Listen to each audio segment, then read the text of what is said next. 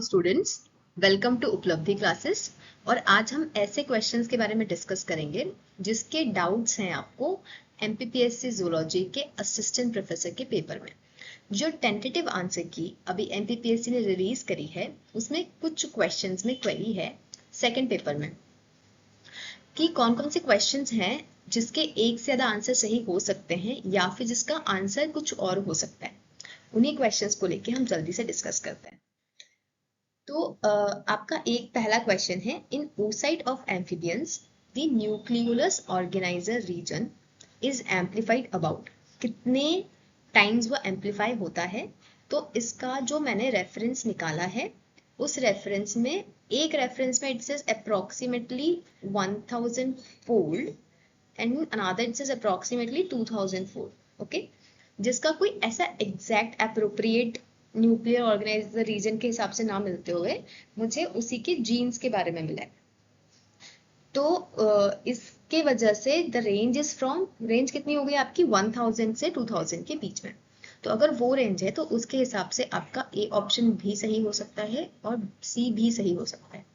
MPPSC ने C option दिया है but that answer could be 1000 and 1500, both, दोनों हो सकते हैं। ठीक है, नेक्स्ट की बात करते हैं। नेक्स्ट क्वेश्चन है, in recombinant DNA technology which one is used as a selectable marker. इन्होंने कहा है रिकॉम्बिनेंट डीएनए टेक्नोलॉजी में क्या सिलेक्टेबल मार्कर की तरह यूज होगा।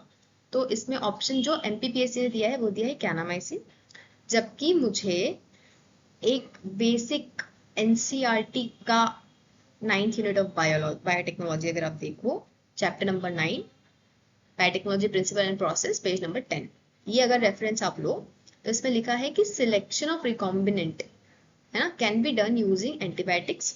ठीक है, due to inactivation of antibiotic one of the selection is on the basis of antibiotic. तो बिल्कुल सही है, kanamycin is the right answer. But alternative selectable markers has also been use हो रहे हैं, जिसमें नाम दिया है आपका beta galactosidase, and that is why इसके दोनों ही आंसर सही है, बी भी सही है और डी भी सही है। तो अगर जब भी लिंक ओपन होता है आप इसको चैलेंज कर सकते हैं। उसके अलावा भी आपको लगता है कि कोई ऐसा क्वेश्चन है जिसका आंसर आपको लगता है कि चेंज होना चाहिए या हो सकता है, तो आप मुझे कॉमेंट सेक्शन में बता सकते हैं। नेक्स्ट क्वेश्चन है आपका, follicular cells of Graafian follicle are connected by which of the following. जो एमपीपीएससी ने आंसर दिया है वो दिया है डेस्मोसोम, बट जो रेफरेंस मुझे मिला है जिसको आप यूज कर सकते हो, it is the book from the NCBI. इसका एक चैप्टर है morphology and physiology of the ovary. इसमें अगर आप देखोगे तो यहाँ पे कहीं भी डेस्मोसोम का बारे में नहीं लिखा है, जबकि यहाँ पे लिखा है कि gap junction protein synthesise by oocyte after follicle recruitment. Follicular मतलब फॉलिकल सेल्स आने के बाद में सबसे पहले जो जंक्शन बनाता है oocyte, वो बनाता है gap junction. Okay, where is granulosa cells मतलब कि फॉलिकुलर सेल्स का ही एक टाइप है, वो सेल्स मेनली क्या सिंथेसाइज करते हैं, आपके गैप जंक्शन करते हैं, और यही जंक्शन उनके बीच में पाया जाता है। तो दैट इज वाई इसका जो राइट आंसर है वो है गैप जंक्शन।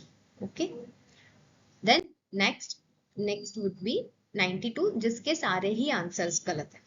ठीक है, एक्चुअली इसका कोई भी अप्रोप्रिएट आंसर नहीं है। एमपीपीएससी ने इसका आंसर सी दिया है बट इसका कोई अप्रोप्रिएट आंसर नहीं है, क्योंकि पीएफके के बारे में पूछा गया है कैसे कंट्रोल करता है ग्लाइकोलिसिस को। अगर पीएफके की आप बात करो, which is known as phosphofructokinase 1, ये कैटालाइज करता है फ्रक्टोज से फ्रक्टोज 6 फॉस्फेट को। ओके, क्या बनाएगा, फ्रक्टोज से फ्रक्टोज 6 फॉस्फेट बनाएगा।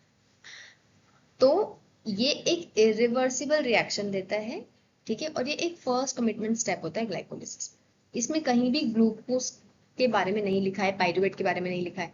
तो दैट इज वाई इसमें लिखा है finishing the pathway using F16 bis phosphate as a fuel. ऐसा कोई स्टेटमेंट नहीं है, ऐसा बिल्कुल नहीं होता। It is reversible converting pyruvate करता ही नहीं है, बिकॉज ये काम करता है आपका फ्रक्टोज के ऊपर। It is irreversibly committing glucose using ATP, ऐसा है ही नहीं, बिकॉज ये ग्लूकोज यूज कर नहीं रहा है। और it is activating only when oxygen is absent. तो ग्लाइकोलिसिस के सारे ही एंजाइम्स जो होते हैं वो ऑक्सीजन की प्रेजेंट एब्सेंट दोनों में ही काम करते हैं, उन्हें ऑक्सीजन से कोई फर्क नहीं पड़ता, इसलिए ये स्टेटमेंट भी सही नहीं है। और दैट इज वाई ये वाला जो क्वेश्चन है आइदर ये कैंसिल होगा या फिर इसके मार्क्स सभी को मिलेंगे।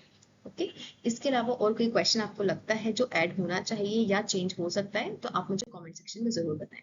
मीनवाइल हमारी कुछ न्यू बैचेस ऑन है, CSIR NET, IIT JAM, GATE, MP-TET, ये सारे न्यू बैचेस अभी हमारे ऑन हैं। आप ऐप को डाउनलोड करें, कोई भी क्वेरी हो तो आप हमें इस नंबर पे कांटेक्ट कर सकते हैं।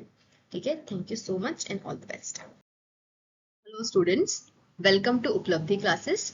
और आज हम ऐसे क्वेश्चंस के बारे में डिस्कस करेंगे जिसके डाउट्स हैं आपको MPPSC जूलॉजी के असिस्टेंट प्रोफेसर के पेपर में।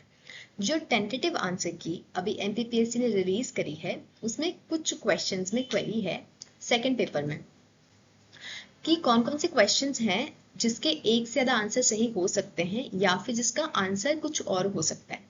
उन्हीं क्वेश्चंस को लेके हम जल्दी से डिस्कस करते हैं।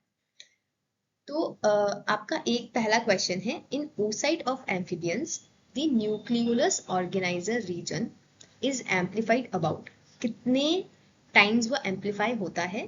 तो इसका जो मैंने रेफरेंस निकाला है उस रेफरेंस में, एक रेफरेंस में it says approximately 1000 fold and another it says approximately 2000 fold. Okay, जिसका कोई ऐसा exact appropriate nuclear organiser region के हिसाब से ना मिलते हुए मुझे उसी के जीन्स के बारे में मिला है। तो इसके वजह से the range is from, range कितनी हो गई आपकी 1000 से 2000 के बीच में। तो अगर वो रेंज है तो उसके हिसाब से आपका ए ऑप्शन भी सही हो सकता है और सी भी सही हो सकता है। MPPSC ने सी ऑप्शन दिया है but that answer could be 1000 and 1500, both दोनों हो सकते हैं। ठीक है, नेक्स्ट की बात करते हैं। नेक्स्ट क्वेश्चन है, in recombinant DNA technology which one is used as a selectable marker. इन्होंने कहा है रिकॉम्बिनेंट डीएनए टेक्नोलॉजी में क्या सिलेक्टेबल मार्कर की तरह यूज होगा। तो इसमें ऑप्शन जो MPPSC ने दिया है वो दिया है कैनामाइसिन, जबकि मुझे एक बेसिक NCERT का 9th यूनिट ऑफ बायोटेक्नोलॉजी अगर आप देखो, chapter number 9 biotechnology principle and process, page number 10, ये अगर रेफरेंस आप लो तो इसमें लिखा है कि सिलेक्शन ऑफ रिकॉम्बिनेंट है ना can be done using antibiotics. ठीक है, due to inactivation of antibiotic one of the selection is on the basis of antibiotic. तो बिल्कुल सही है, kanamycin is the right answer. But alternative selectable markers has also been use हो रहे हैं, जिसमें नाम दिया है आपका beta galactosidase, and that is why इसके दोनों ही आंसर सही हैं, बी भी सही है और डी भी सही है। तो अगर जब भी लिंक ओपन होता है आप इसको चैलेंज कर सकते हैं। उसके अलावा भी आपको लगता है कि कोई ऐसा क्वेश्चन है जिसका आंसर आपको लगता है कि चेंज होना चाहिए या हो सकता है, तो आप मुझे कॉमेंट सेक्शन में बता सकते हैं। नेक्स्ट क्वेश्चन है आपका, follicular cells of Graafian follicle are connected by which of the following. जो MPPSC ने आंसर दिया है वो दिया है डेस्मोसोम, बट जो रेफरेंस मुझे मिला है जिसको आप यूज कर सकते हो, it is the book from the NCBI। इसका एक चैप्टर है morphology and physiology of the ovary. इसमें अगर आप देखोगे तो यहाँ पे कहीं भी डेस्मोसोम का बारे में नहीं लिखा है, जबकि यहाँ पे लिखा है कि gap junction protein synthesise by oocyte after follicle recruitment. Follicular मतलब फॉलिकल सेल्स आने के बाद में सबसे पहले जो जंक्शन बनाता है oocyte, वो बनाता है gap junction. Okay, where is granulosa cells मतलब कि फॉलिकुलर सेल्स का ही एक टाइप है, वो सेल्स मेनली क्या सिंथेसाइज करते हैं, आपके गैप जंक्शन करते हैं और यही जंक्शन उनके बीच में पाया जाता है। तो दैट इज वाई इसका जो राइट आंसर है वो है gap junction. Okay, then next would be 92, जिसके सारे ही आंसर्स गलत है। ठीक है, एक्चुअली इसका कोई भी अप्रोप्रिएट आंसर नहीं है। MPPSC ने इसका आंसर सी दिया है बट इसका कोई अप्रोप्रिएट आंसर नहीं है, क्योंकि PFK के बारे में पूछा गया है, कैसे कंट्रोल करता है ग्लाइकोलिसिस को। अगर PFK की आप बात करो, which is known as phosphofructokinase 1, ये कैटेलाइज करता है फ्रक्टोज से फ्रक्टोज 6 फॉस्फेट को। ओके, क्या बनाएगा, फ्रक्टोज से फ्रक्टोज 6 फॉस्फेट बनाएगा। तो ये एक इरिवर्सिबल रिएक्शन देता है।